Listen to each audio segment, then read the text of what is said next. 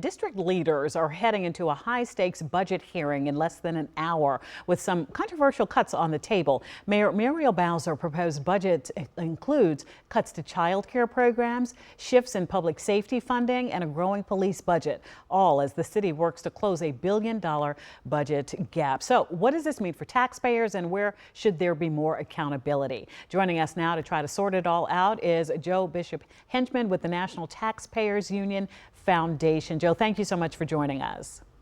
Morning, great to be with you. Let's start with this big question here, looking at the budget. So are these changes about improving efficiency or just sort of shifting around taxpayer dollars in your estimation?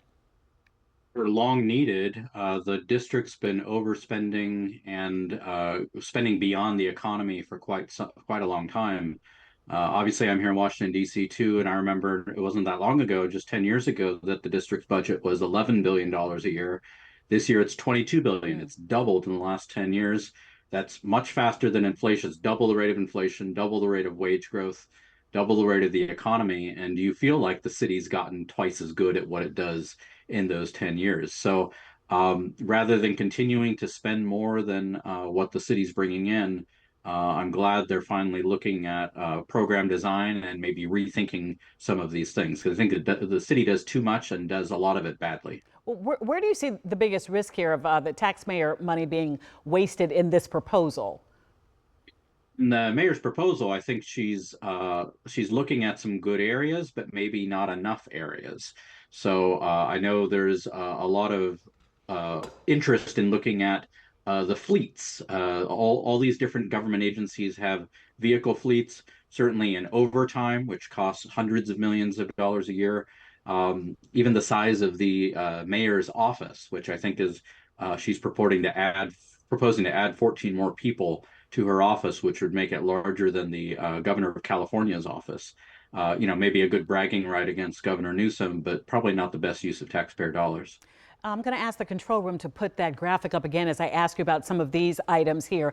Items like pay increases for future DC workers. Also, something that hits a lot of people, especially when they maybe don't know it. You have a sick parent, sick child. So scaling back universal paid leave, and then also eliminating pay equity for child care workers. These are some of those maybe pulling on the heartstring for sustainability for people who do so much in our community.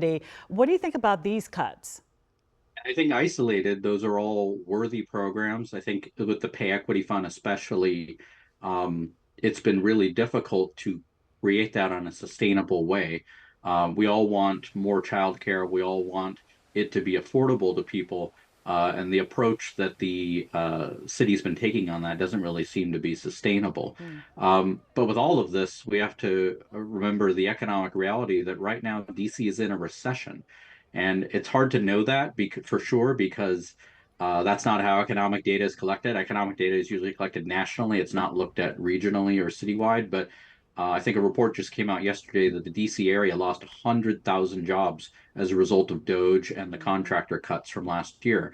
That's hitting DC's budget very hard. That's hitting DC's revenue very hard. So, rather than doing all of these different programs in an unsustainable way, let's focus on how we can do what we want to do well. And the paid leave program is a good example of that, because right now it's a lot of leave for a lot of different categories, not just new child or sick parent, but relations beyond that, and other program benefits beyond that. Maryland and DC, Maryland and Virginia folks can benefit from the program as it's designed right now. So I think there's ways to look at it to make it more sustainable. Ways to rein it in, but still have it. I hear that. Let's talk about the police budget. It's increasing. A big quality of life in the city, though, is safety. We're seeing a lot of this money come out of overtime. Are there any safeguards from your view there that should be put into place to just ensure that this money is not being mismanaged as we look to increase the budget?